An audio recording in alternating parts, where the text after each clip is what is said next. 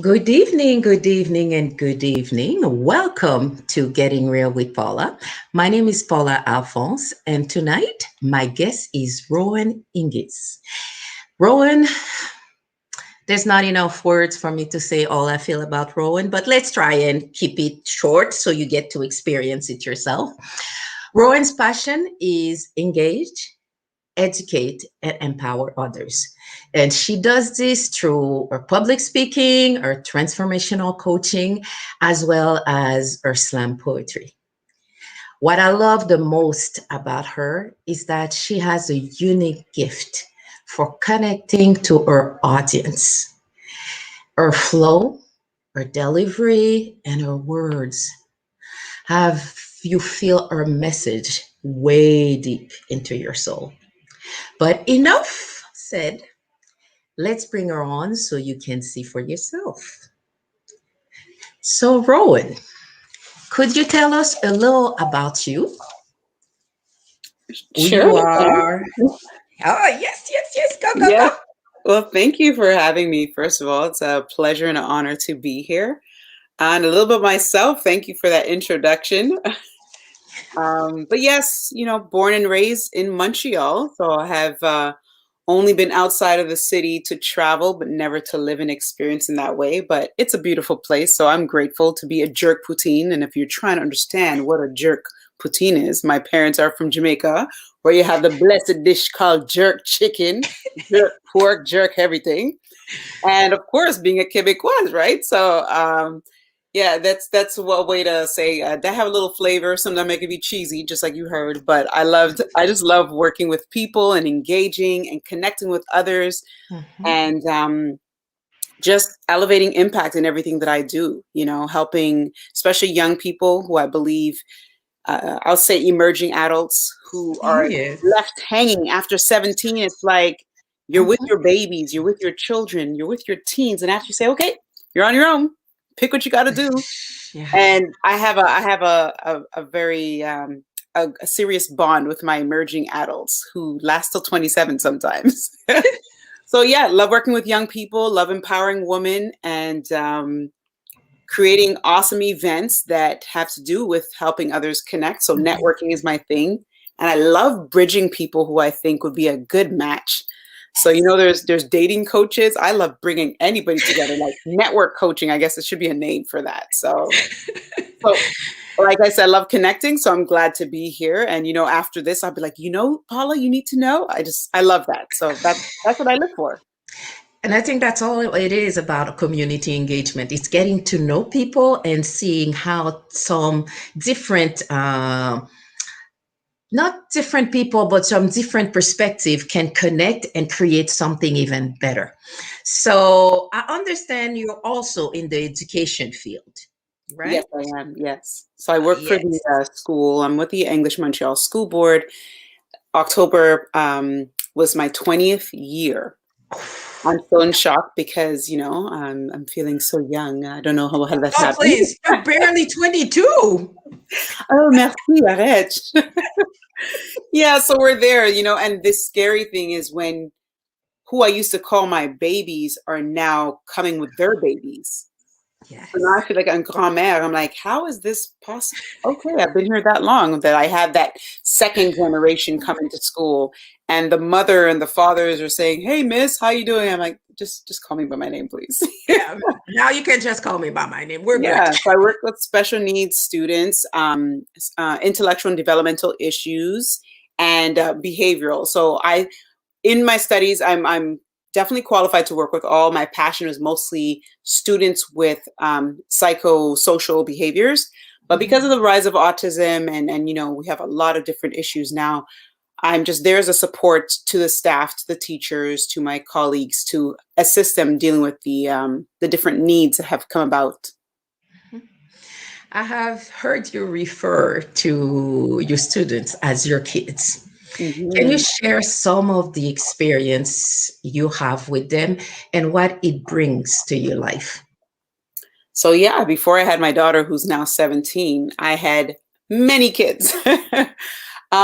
You know, what they bring to my life in the beginning when I started working, well, before I even started my career, since I was 14, I worked in the community, the Black community centers of Montreal, four of them to be exact. And I loved working at the camps. That's where it all started as an animator. So whether that's using music and sing along songs and bringing them to the park and figuring out the activities, just being an animator and helping them have fun during the summertime and not be bored is where it all started. And I'm a very animated person, but that's when I started to see the needs that they had. And coming Yeah. from my past, that is something where I wanted kids to know that they can make it no matter what. Mhm. And what it means to me, knowing that my mother walking the streets of New York 3 in the morning, barefoot, and having an infant holding my hand as a toddler and police stopping her, and from two twos, she's disoriented. She's having what Mhm. you call from baby blues or postpartum depression to now full blown schizophrenia. And Mhm. here's the police saying, "Okay, we're heading to an orphanage." But so if my aunts took us in, where I was fostered by them and then fostered by strangers, which thankfully ended up being great. But since Mhm. I was 15, I ended up being on my own. So I was the perfect example, if you would say, cookie cutter of an at-risk student, Mhm. right? Not having an address at one point, being kicked out of school because it's not legal to not have an address. All that long-winded way to come right back to say, knowing that, and I was told that I would not make it by teachers, by certain family members, being told by an elementary teacher, you'll be dead at 16, and know that I can make it. I want kids to know that no matter what labels people put on you, you can make it. You're not clothing. Nobody's Yeah. supposed to put any labels on you. You are great. You are, so better than that. You are greater than. How's that for a math Mhm. equation? Yeah. All the negatives they try to do, you bring the positive. So that's what I love to bring to the table. And that's why kids matter so much to me.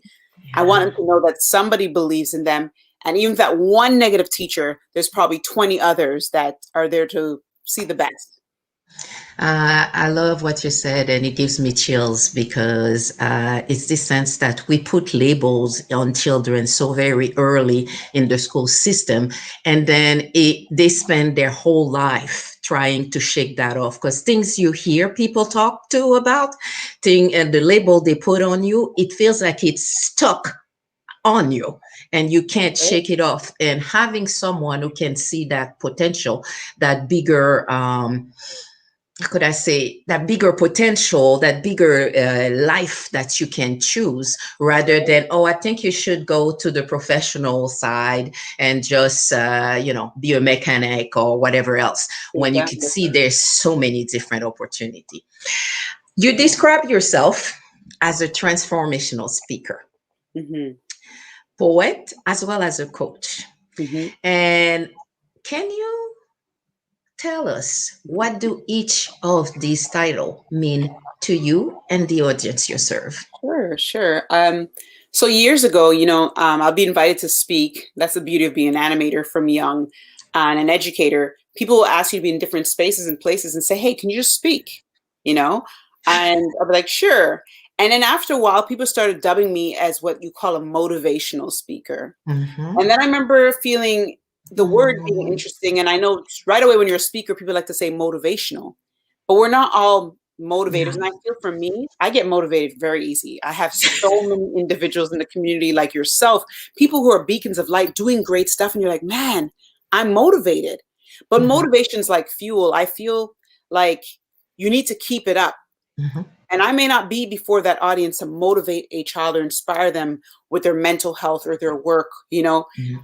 but I believe that my calling, you know, is to help transform a life.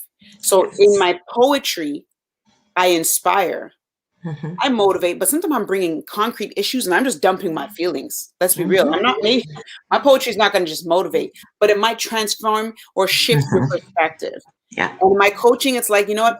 When you're a life coach, most of the time it's to help people change the behaviors. You want to lose weight? Okay, I'm going to help you set yourself up to lose weight. Mhm. But in transformative coaching, I want you to see yourself differently. Mhm. Mhm. So it's the same thing when I'm speaking to my audience or I'm doing an event, Yeah. transformational events as well. I want the people that are there to know you're not going to come in, you're not going to leave the same way you came into this space. Yeah. It is a spark, not just to motivate, but for transformation, for you to leave with a baton for change. Yeah. Uh, I've heard you speak. I've seen you in different forum, and I have to agree. You're about transformation. It's not the hooray, let's have a bit of fun and then walk away. It's really the sense where you put people in such a way that they have to think about what you said a Mm, little longer. Chances are they're going to walk away and still remember some of the things you said, some of the things that actually challenges them to maybe do better, try yeah. harder, Yeah. see bigger things. Hmm. I understand that you also do community coaching. And I'm curious, I'm totally curious in terms of community coaching. So, can you elaborate on what this is first, and then what does it feel and look like when it takes place? Yeah, well, thank you. So that was very new to me. I started the one-on-one coaching with called the Elevated Creative. So I realized after a couple of sessions with different people that all the individuals I was coaching were creatives. Not only were they creatives, they were multi-passionate individuals. So they had a 9 to 5 job and had like 4 different projects and they couldn't balance. I'm like, oh my God, that's me. I didn't realize I was attracting the same people. So I was just Mhm. doing life coaching at first, but then I realized they were all the same avatars, if you will. So then after when during the pandemic, I started running self-care groups. I've always done vision board parties, and I really feel energized by not just one person, but by having a community. Mhm. So we see the trend. It's unfortunate I have to say that, but it is where self-care is a thing, where it's, Mm. oh, self-care is not selfish, which is true. We need to take care of Yeah. ourselves, but people think it's des produits, It's self on the is the water outside. bottle, Yes. right? It Yeah. goes beyond that. And I said, for me, it's not just self-care, it's community plus self-care. So it's community care, coming together and growing together, especially in a time where we're being told to socially distance. Hmm. Imagine, and it goes back to the origin of small groups or tribes, or you know what I Yeah. mean? Just having Mhm. that powerhouse circle. So I believe in a place in North America where we are already in families or household where you might be with one other person, we might be by myself, or just one, you know, the community of extended families has dissipated. We're Mhm. learning to just take care of ourselves. What would happen if we come together and help each other, Yeah. nurture each other, enrich each other's, help each other expand? Now that to me is transformative, and I want to offer that. So that's how I'm here to serve. Yeah, I love it. I tend to be a bit the same, and I guess that's maybe why we get along because we might have that same creative. We're all over the place, but then at the same time, there's certain connections between all of it. And for me, it's really also about community. It's about leaving the place in a better state than it was, and it's not just about me. It's about all the people. And from that perspective, to me, it changes the way you look at life because it's not about the bigger house, the bigger car, whichever. Not that there's anything wrong with that, but the sense of satisfaction when you see people get their act together or pull together to help Yes. someone else. It's Exactly. completely different. It's It's completely yeah. different. That's to me the money. You know the song like where the money resides? No, that is where my heart resides. To Yeah. see people grow beyond they've even imagined or even What thought. they could do. Totally, totally, Yeah, totally agree. going beyond the label that we even give ourselves. Not sometimes it's not the people, your parents or the teacher. It's We do ourselves. our We're the own. worst. We're the worst critics. Mhm. Definitely, I'm definitely. stupid. And I'm we never keep gonna comparing make to it. other people Yeah. while we don't have the same gifts. We don't have the same talent. Why would I look like someone else if we're not meant to accomplish the same things? I often say when you look at a garden and you look at the flowers all over, none of the flowers are looking at the other ones and say, oh, her purple is nicer than mine. I should turn back and not look at the sun. There's none of Yeah. that. But as humans, we're sometimes our own worst enemy. On That's a it. different note, I know you do spoken word. I want to find out what brought you to the spoken word and how long have you been doing this type of poetry? All right. Well, once upon a time, I'm joking. Interestingly enough, it is a once upon a time story. I was at a show, a random, I don't know if you call it a variety show, and they said whoever's the first person to come on stage just to get a CD, first person gets a CD for free. And I love Paula. I love free stuff, you know. I ran and I didn't even use the stairs. I literally leaped up on I was very young at the time. I had that agility. Jumped on stage for the CD and then the MC kind of, pulled one on me and she said, okay, well, you have to do something. And she asked me to sing. Everybody in the crowd who knew me were like, sing, sing, sing. Working with kids and campers, my vocal cords were scratched. I was like, not happening. And I started to like freestyle rap. But, as I pray for an intervention so divine, when I heard you robbed, and I'm starting to pause and do this thing trying to get my next line, people were clapping. I got my CD. 4 different individuals came to me to sign me up for poetry shows. And one was like, oh, you're a dub poet? You're a spoken word artist? And I'm like, what? I don't know. And that's when I realized, if you had asked me before that, are you a poet? I've been like, no, Mhm. because to me, poetry was Shakespeare, or Roses Are Red, Hmm. or like Labels again. labels, again, Hmm. perspective. Hmm. And it opened up a whole new world. And so it's been more than 18 years. My daughter's 17, so it's right before that.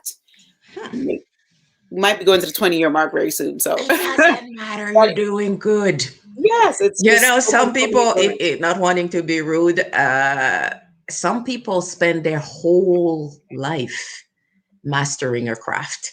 So you started earlier, maybe than some, but I've heard you. By the way, it's not just about me.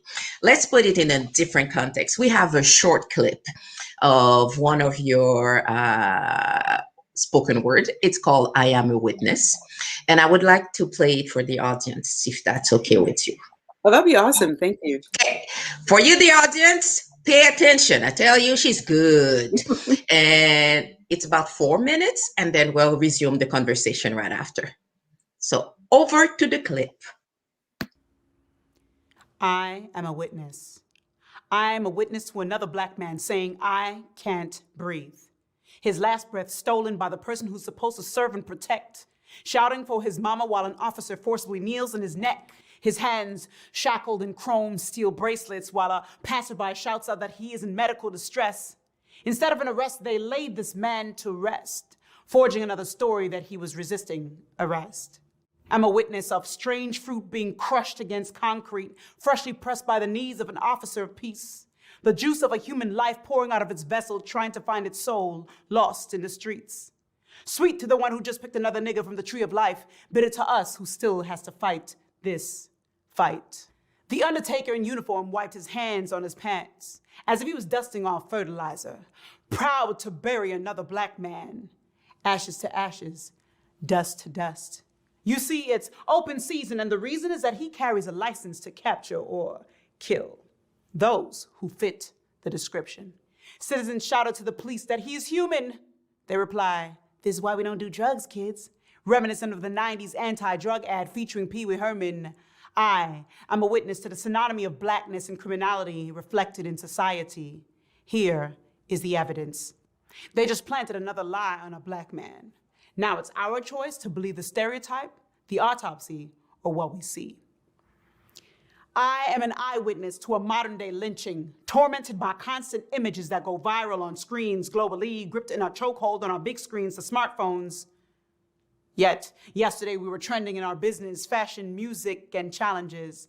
But when it comes to our lives, TikTok don't rush. I'm a witness to another assassination throughout cyberspace, the reoccurring onslaught of black men and women desensitized. My eyes blinks at microaggressions and systemic racism, killed in broad daylight so we can only see ourselves in darkness. Normalizing these images of dead black bodies so no one will care, including ourselves, yet deep down there is a sickening response to the tears and blood pooling beyond chalk lines. My eyes follow the crimson footprints now washed away by their lies and paid leaves. I no longer want to be a witness to what comes next. Hashtags like no justice, no peace. Say their names, the likes, the shares, the silence, the rage, the fear, the march, the protest, the looting, the soldiers dying in the front alongside our allies. We are shell-shocked, numb, sick and tired. These are the symptoms of PTSD. Whether we march, kneel, or speak, our voices are unheard in the streets. Every living thing on this earth retreats or reacts or stands still until the threat passes. So please stop asking our people who are paralyzed to walk with you. Stop judging others for not speaking up when their vocal cords are shot from screaming, crying for babies they never birthed and yet feel the contractions of these now household names that they can't even remember, but their faces are etched in my mind with their mother's cry looped over and over, this never-ending soundtrack. We are forever in labor with pain that our children will never belong or feel accepted. That they are guilty in being groomed from preschool to prison. Before they leave their house, they are reminded by their mamas, child, stand tall, smile, look straight so you won't come off too hostile. Keep your hands where it can be seen. Move slowly, never run. Don't hang out on the streets. Keep your hoodie off. Comply. Answer their questions cordially and politely.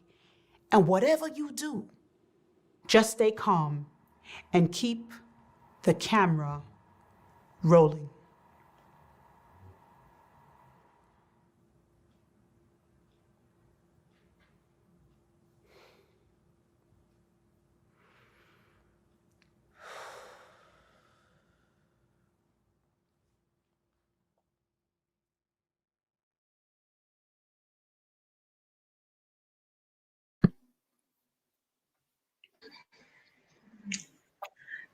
I have chills.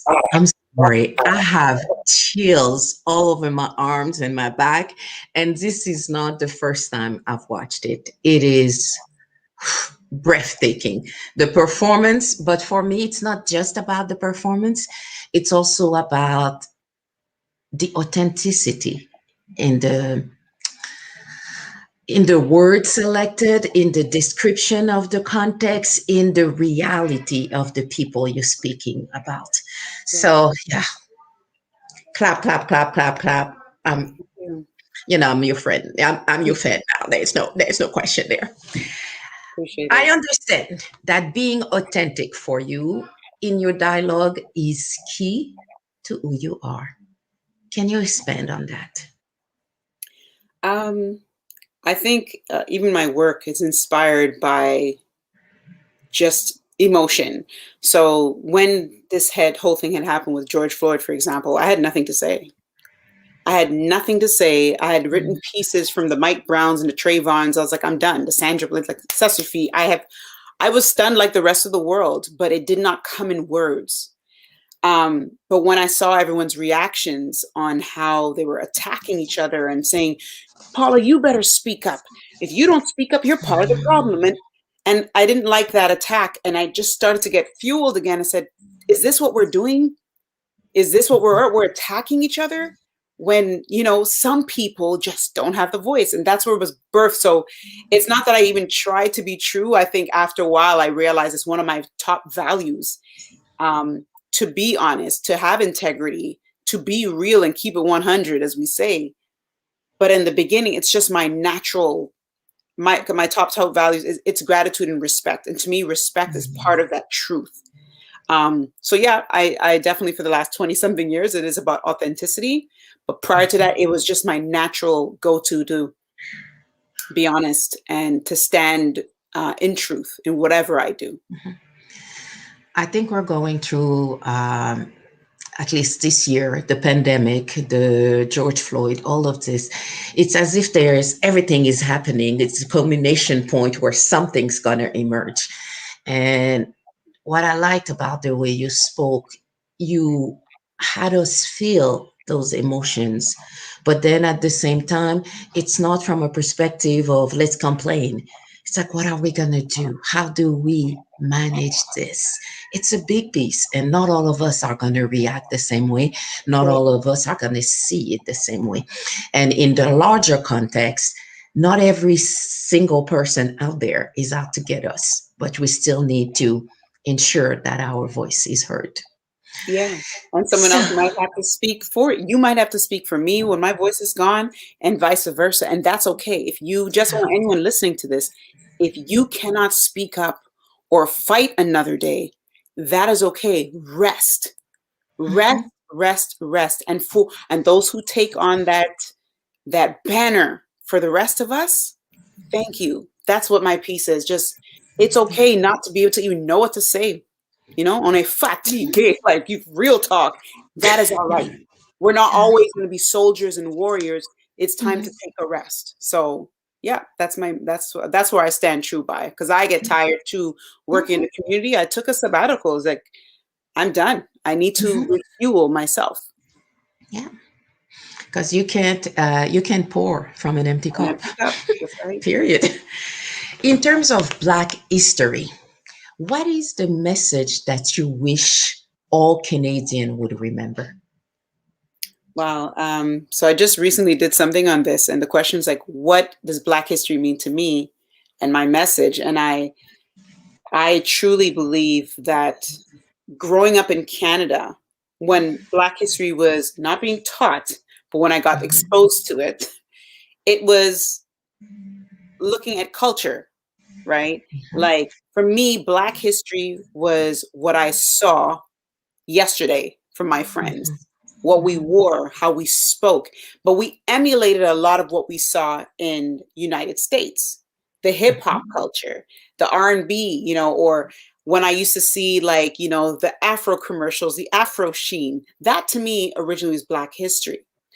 After when I got into college, actually there was a school called the Costa Hall Summer School, and that's where I saw our first Black history class ever. And then I got to know more. It still wasn't there until when I was in the schools working and at the camps. I worked at Black camps, mhm, Malcolm X Day Camp in Montreal, right? mhm, Patrice Lumumba, and all these different great camps. Even Mandela, I worked at the Chalet Mandela Park. mhm, So this is how I had a connection, but I still didn't understand. So then I'm like, if I never learned my Black history and I'm educating kids and I'm in the schools and they're not ever hearing about themselves, and that goes for all students, by the way, but especially our Black students, nobody's learning mhm. about their origin. They're learning Quebec history Yeah. and world history, which is about war. And in a Mhm, history book, I remember them skipping one chapter, Africa. I remember that in high school. And the other chapter was Greek mythology, and we studied mythology over Black history. So mhm. that's where I started something called Truth Empire, because I said, there's something wrong. Our youth need to know where Yeah. they come from to know where they're going. We've heard of that passage. Yeah. But I really want them to have the roots, the truth, and Yeah. the empire, which is giving you the tools to build something, to leave a legacy. Yeah. And my thing is, in Canada, we have rich history that I Mhm. want our youth and even people To my age. learn. There's so much I don't know. Mhm. And there's always a day to learn something else. There's so much rich history here. And I believe we need to, as Canadians, Black Canadians, tap into that. And if you're not Black and you're listening and you're an educator or a parent, tap into that, learn it, and share it. Yeah. Thank you. Thank you. Thank you. This is one of those moments when you feel like saying, preach, preach, preach. Because yeah, it's ridiculous because I know for me with my kids, early on, I ensured that they had books and as well as movies from other countries, not just the That's right. US, because US is a country, but it's not everything, and that they could see other types of life. Because you have this illusion that everything is hip hop or mainstream America, but that's not it. Yeah. So I'm glad to say that I know a little bit more, but Hmm. I have to be honest, how much of the Black Canadian history, there's still work to do. There's still a lot of work to do for in our communities because it's not something that you can get your hands on easily. A lot of it is through talking to people, being involved in the right scenes, having maybe a friend who has connection and things like that. So this is still very much of a oral transfer of information. So we at least as a community, we need to get better on that. And continue to share our stories. You are Black history. I am Black history. Yeah, Let we them have. see that what we're doing is for the betterment of society. And Yeah, that's what makes we're you, building. We're yeah, building it building. That's it. every day. Every day. What is the hardest lesson you've had to learn as a mom or as an entrepreneur? And how has that lesson influenced who you are today? That's a rich question. Yes. I would say, as a mom as well, that was one of the biggest lessons I had last year. You are not in control of everything. Simply put, Yeah. as an entrepreneur, as as women, as human beings, Mm-hmm. we learn the hard lesson that things will come our way and we are not in control. But what we can control is the way we react. Yes. Because I've seen some sides of me, and when a crisis happens, usually I'm just like, oh, let's go. We're good. We're good. We'll get through this. But then I saw something happen in my life where I was like, oh, Sikisa, like, who are you? Where's this? Your reaction just shows you, like, where Mm-hmm. is that warrior or person that's of faith? Mm-hmm. But it made me realize there's certain things I thought I was in control of. Like, no, no, no, we're good. I paved the way, and I put up preventative measures and barriers and put the locks in the door, and something broke in. No, no, no, no. So I would definitely say that. And what it has done for me recently, because yes, I'm a person that I've gone beyond surviving.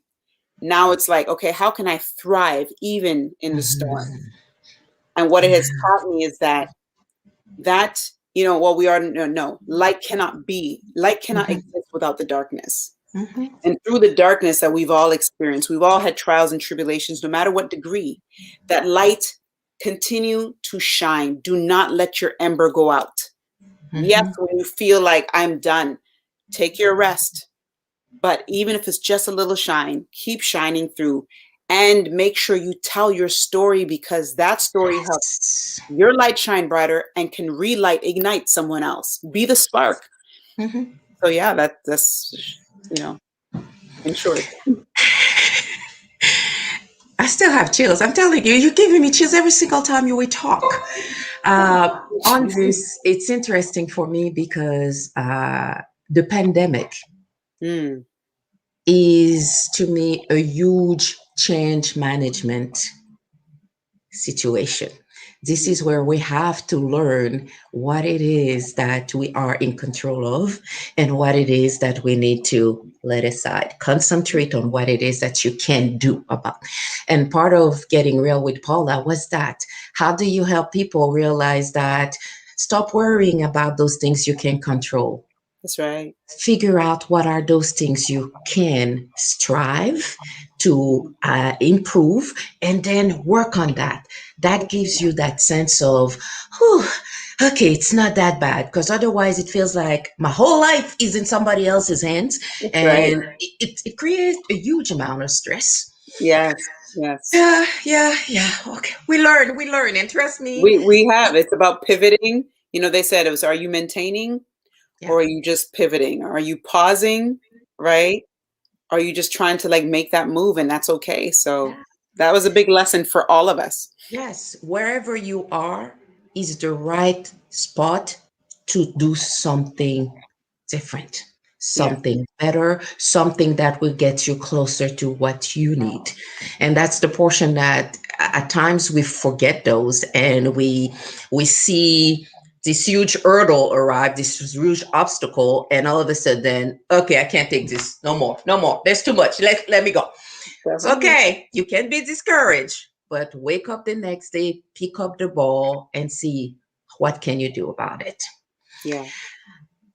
If you know me, you know that I'm all about boundaries. And trust Mm. me, my boundaries have also been tested during the pandemic. Yeah. What boundary have you implemented in your personal or your professional life that has created the most personal growth or Mm. space for you?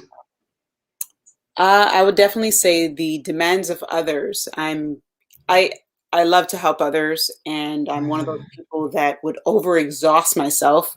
And I Mhm. can't blame other people. I did that on purpose. It's just like, oh, you need help? You need help? I have 8 tentacles. I'm an octopus. Let me do it all, right? Mhm. And as you get to a point where you either burn out or you realize, one, you're not being valued in certain spaces. Two, you're not really putting your energy in what you really love to do or what you believe Yeah. you are here put on this earth for. If I'm purpose driven, but I'm working on everyone else's purpose, you know, it's Mhm. good to support. And I do believe in servant leadership. However, I need to have that, if that my legacy, I'm not Mhm. tapping into that. So that is so key. So I learned to set boundaries. So if everyone's like, hey, can you do this? Can you do this? Sure, no problem. Now it's like, okay, pause, please hit me my email. I get too many stuff in my DMs or too many. So I had to create order. And I don't care if you're the president of United States, hit me my email. Like really just put that value in how I know my process is and how Mhm. I have to be Mhm. organized. Like, Google Calendar, different things like that. So I had to start setting up these parameters that it told myself I'm valuing my time. Mhm. This is how I'm going to be organized. And whoever wants me to be in partnerships or even want a referral, hit me up in this way and fashion. And then I can serve better by being, on top of my game and Yeah. also healthier. It's about self-care again. Yeah, it's definitely about self care. And I love what you're saying about being on top of your game. Because when you're helping everybody else and you're not doing what you need to do for yourself, it actually drains your energy. While I'm actually doing those things that bring passion and nourishment to my soul, Yes, yes. then for some reason I still have a little bit left over. Oh, you need that? Okay, let me see in my schedule. Okay, I could fit you in here, and then we could do this. Let me start the ball going, and then I'll pass you the baton, and you can keep going. And that's the portion we sometimes forget, especially as mothers. We tend to be there for everybody else. We are the beat and the be all for everything, and then we wonder what happened when we're tired and how come nobody's checking on us. I just showed everybody that I was a superhero. They don't think I need help. So Yeah, it's those elements. It's important to take our own pulse and ensure that, hey, I need to figure out what is weighing me down before yeah, I can even try and assist someone else. yes. Thank you, Great. thank you, thank you. This has been a really gorgeous conversation. I want Always. to ask, how can people get in contact with you or hear about some of your activities? Well, so my name, Rowan Higgins, Roenhiggins. That is my handle on Instagram and Facebook, Okay. LinkedIn. So they could just search my name and I'll be there. Not good on the Twitter, y'all. I'm just saying you might get left in the cold. Working on it. It's okay. You can't be everywhere. Can't be everywhere. And it's about platforms that you are, it's like people who like iPhone versus Android. It's all Mhm. about interface and what you prefer to use. So I'm more engaging on IG and FB. And yeah, please reach out. Anything to do with empowering, engaging, expanding others as an educator, poet, and speaker, and events. I love collaborating for events. And I would be remiss if I did not mention um, sometimes you accept invitations and you never know who you might find or what you might experience. And that is how I got to meet the amazing Paula. We were on a panel for mental health. So I just want to say Thank you to the God, thank you to the universe, the alignment, the celestial alignment that we got to connect and to see where you have come with this amazing platform is getting real for me, and I'm loving Yeah. it. Thank you, thank you. You're so sweet, and it's true. I don't. I remember being at the Salon International de la Femme Noire, and there were so many gorgeous people. And we're not talking just from the perspective of physical, but it's beauty inside and out. There were messages. And I remember sitting at that panel with you, and I would hear, there were four of us, I would hear the other people talk, and I'm like, ah, another beautiful soul. And I'm like, yes, yes, yes. And I tend to be, as I mentioned, a bit like you. I like honesty and authenticity. So I don't like to give the sense that, oh yeah, everything's under control. You do this, you do that, and all is good. So it's just like, if you're doing it, do it real. Do it for Yes, real. Don't do the fake, because fake doesn't get anybody anywhere. So thank you. Thank you. for I sure. also bless the soul of the universe for bringing us together. Yeah. And I am hoping that we get to see each other again. By Oh the no. way, just so you know, she's coming back in March. That's another conversation, but you'll hear more about that. Yeah, she's coming back in March. Yes. I won't tell you what it is about, but she's coming back. So Oh man, it honestly, was God is good. This is amazing. So I'm just happy to be here for honesty. likewise, likewise. And thank you, thank you, thank you very much. Thank you, our listeners, for being here with us tonight. Hope you enjoyed that conversation. And I would say just write her name on the Google thing. She has a website. She's mentioned where she is on Facebook and as well on Instagram. And go see some of the things she does. You might be even more interested than this 30-minute conversation we've had. So have a great week, everyone, and see you soon.